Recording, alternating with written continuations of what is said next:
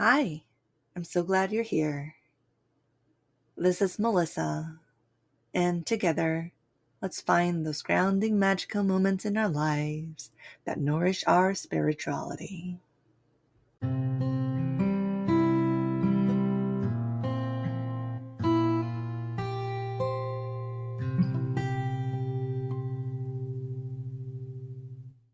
In this episode, I'll share how I agreed to move to the mountains based on the different layers of physical, personal growth, and spiritual reasons.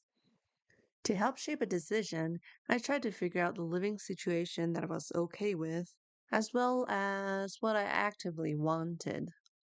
I for sure did plenty of card readings along the way to dive into what thoughts and feelings I'm dealing with and reveal what I cared about. In the past, I've also done card readings whenever we're moving around looking for a place to live to help confirm what place called to me. And now my husband kept pointing out that we can't just do what I'm okay with. We have to consider what I actively want. I felt like most of my life I've never been that ambitious. I just look at the options I'd had, and usually only a few will get filtered through. And on the other hand, as a Sagittarius, whatever gets filtered through looks like they all have potential. So, with now this big decision, it's indeed a new exercise. While I've figured that out on the personal level, I sometimes anxiously turn to the divine for guidance. This is beyond the guidance and wisdom they give me for inner work to find out what I want. This is me hoping that I get some signs. I will be led to make some kind of choice. I will be led to see the right house that will just magically feel right and all that. And it did bring me a new perspective on the way. But the pivotal piece, however, is at the most physical, practical, and a mundane root chakra level. It was the actions of my husband. Buying a home, mountains, whatever, that has been his dream. And so he did study and research extensively. And first I thought, great, he's working hard to persuade me. But it hit me first when we started looking at houses and talking to realtors that he was able to have real Q&As with them, not only asking questions but also understanding their responses. And he was able to have either opinions or learnings from what the professionals talk about. For me, many words and concepts flew by my head. They were too too complex and new, but he stayed engaged in conversations and showing me that he was applying knowledge and he can have actual conversations with them. And it made me feel safe that he actually puts in the work to chase and maintain his dream. And also that he's not just waiting for me to magically get used to a new reality. He knew that because he was so interested in and I couldn't quite keep up, he's having kind of to do a bunch of the heavy lifting. And he acknowledged that. That's a real reason I hesitate. And it hit me again later when he would explain and share information with me. He would eagerly explain and help me understand what he did and go over conversations where I had no idea what's going on. So he was sharing not just the knowledge, but kind of assumptions and the hidden dynamics behind the interaction and what was being talked about. And so by him like reviewing those sessions with me, I'm once again impressed by his diligence and also witness how he's turning his asset into our asset. All that made me feel safer and see that he was level headed and this could be viable as a team because he's already figuring out how we can make this more balanced between us. And that's all good, but that's not enough push and pull because I still needed something for myself. And back to the spiritual guidance, with all the things I was doing on that front, things felt muddled because with the teaching of very high wisdom, it's almost like I could deal with any path. Anything could happen, and I could find growth, I could find happiness either way. And that doesn't help me. That's not the journey I need. It felt like a barrier rather than a strength to say it'll just be fine. I think that's a useful mindset, but it's not like a practical, actionable path. It did slowly clear up that I need a new perspective that I had to actively trust.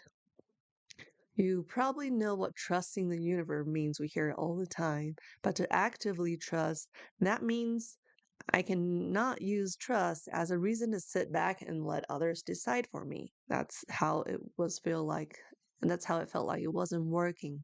I had to put that trust into active momentum, which means taking actions of trust. So instead of saying it'll all be fine, I had to ask what actions would I take? What are my actions of trust? Knowing that things I do, knowing that it will turn out great, what I would be doing now.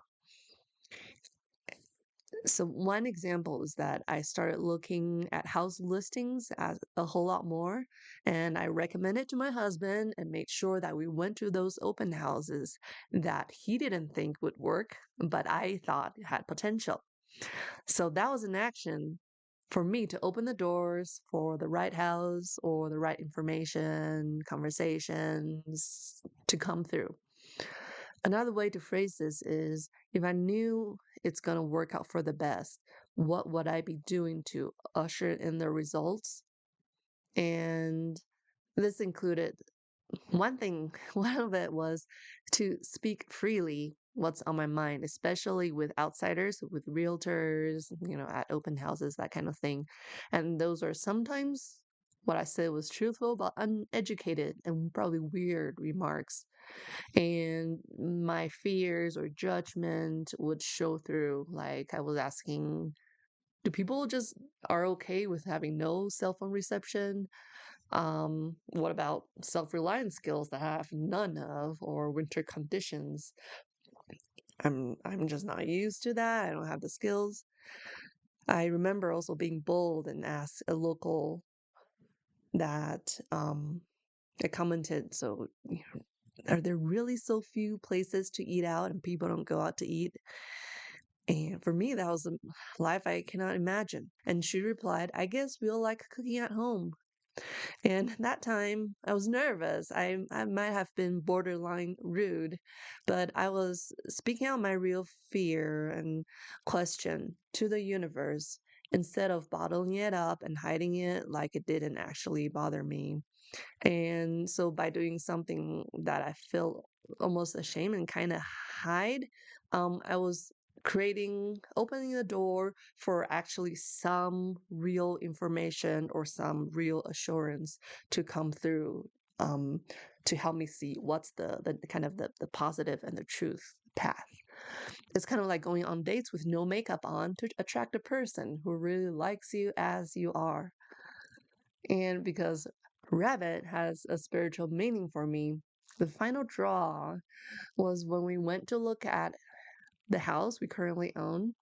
On that day, a rabbit came out from under the shadows, which wasn't surprising on a mountain, but it hopped on over next to the car and lied down right next to the car. It flopped over in the shadow of the car and stretched out its legs, like the hind legs back and the front legs straight up, very relaxed and very long. And those are positions of rabbits that I only see in house pets on Instagram in very relaxed homes where the rabbits were safe and comfortable. So I was amazed. That kind of ended the search for me. So combining mundane and spiritual approaches to making big life decisions, that's just a matter of fact to many of us. But the process still doesn't feel easy. The most important thing I learned is the subtle difference between the passive trusting, where saying everything will work out, and active trust, where You're thinking, what would I do if I feel safe, loved, and, protected? And maybe you have an experience that's similar to going through this mindset shift. If so, please share. These are positive growth and life stories that when you look back, it didn't seem like a big deal, but when you're in the middle of it, you can use all the encouragement that you can get. And with that, I will see you in the next episode.